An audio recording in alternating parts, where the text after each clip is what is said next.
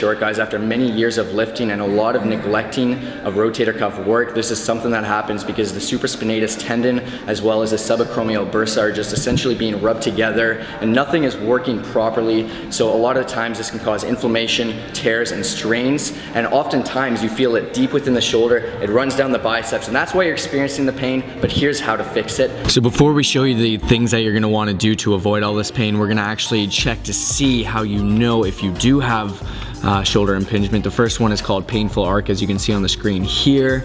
And then the next test here is gonna be called the Hawkins-Kennedy test. You're gonna bring your arms bent to 90 degrees of shoulder flexion in front of you, as you guys can see on the screen. Crank your hand down with the help of your other hand.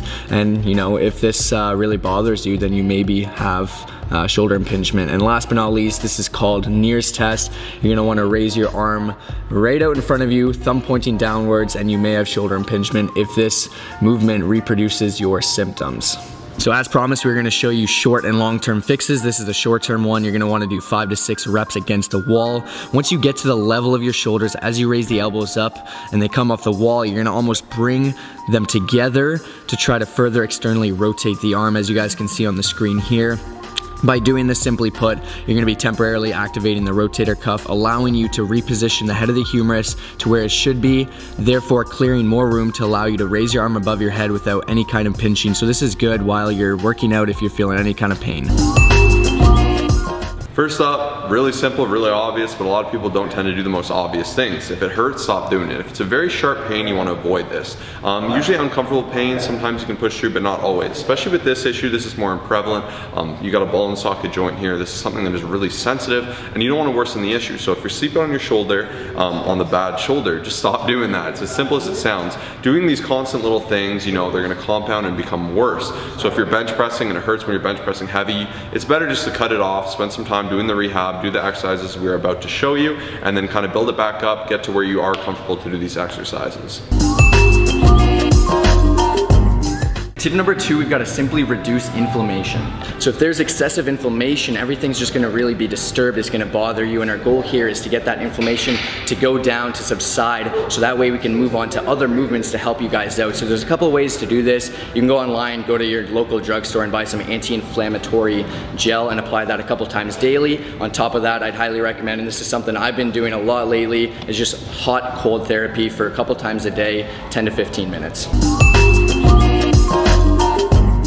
Next up, our goal here is to release the tight muscles. If your posture is not ideal, then your shoulder is going to be in a suboptimal position, which is going to actually lead to higher risk of shoulder impingement. So we're going to take a massage ball, foam roller, lacrosse ball, softball, whatever you have access to, apply firm pressure in a small circular motion. Aim to do this for 1 minute or pretty much as long as you require. And we have a bunch of different groups that you're going to be trying to aim to really release and work on the screen right here. Step number 4, we're going to begin with initial exercises. The goal here is to keep the shoulder as mobile as possible. On the screen here, you see me doing the pendulum.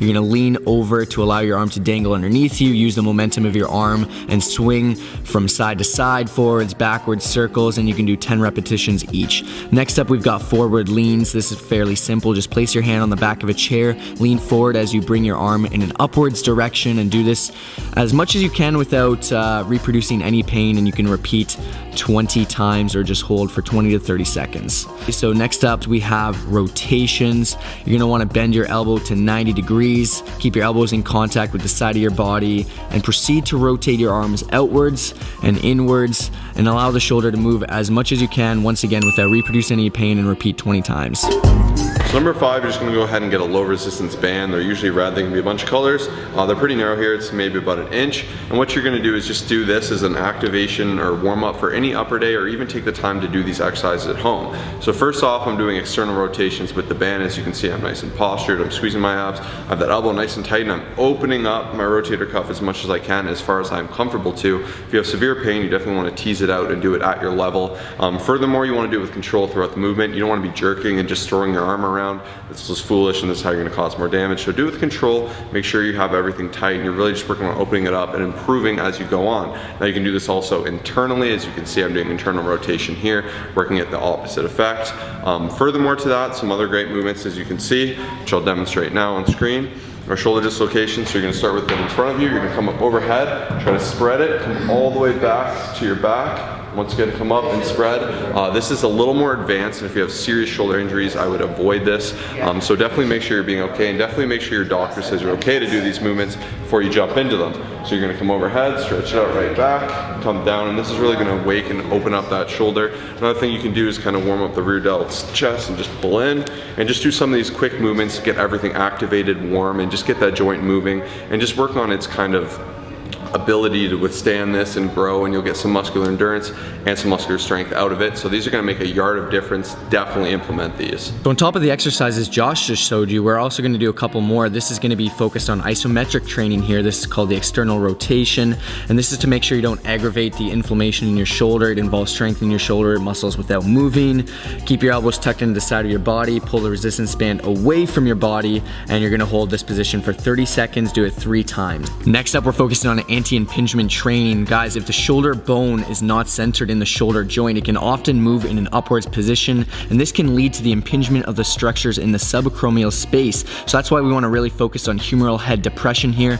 As you guys can see on the screen, basically you're going to just set up a resistance band high up. You can do it in a doorway, whatever works best for you. Hold at the bottom for 3 to 5 seconds, keep constant tension, and do this 10 to 30 times for 3 sets. Okay, so next up, we're gonna move right into the adduction, and similar, it's just gonna be placed up above head. Hold it for 3 to 5 seconds down at the bottom, and you're just gonna do this once again 10 to 30 times, and these are fantastic to be doing on top of those exercises that Josh was saying. Next up, we're moving into exercises where we're working against gravity. So we're starting off with the flexion. You're gonna wanna stand on the resistance band this time, aim to pull the resistance band upwards to shoulder height, hold for 3 to 5 seconds, return slowly down, repeat 10 to 30 times, and perform 3 sets of these. Okay, so and last but not least, we're moving right over into abduction. Similar, once again, you're standing on the resistance bands, you're pulling it to the side, holding for 3 to 5 seconds, and you're always, for every one of these exercises, keeping constant tension throughout.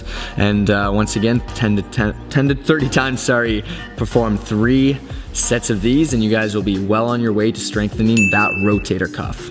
Hopefully this helps. Hopefully we can help alleviate some of that pain. At the end of the day, if it's severe, we definitely recommend seeing a doctor or a physio, something like that. But these are some home remedies that Kyle has personally used. As you can tell, he's very passionate about this to help alleviate that pain, stay in the game, stay long term. And this is something I try to do actively, because even though I don't have the pain, I like to try to do these movements to keep everything fresh. Shoulder and the knee are 2 very sensitive issues in weightlifting, and if they blow out, you're gonna be really in the rabbit hole for some serious damage. So definitely think with foresight, be intelligent, do these with control. And this is another great video. Hopefully you enjoyed it. Share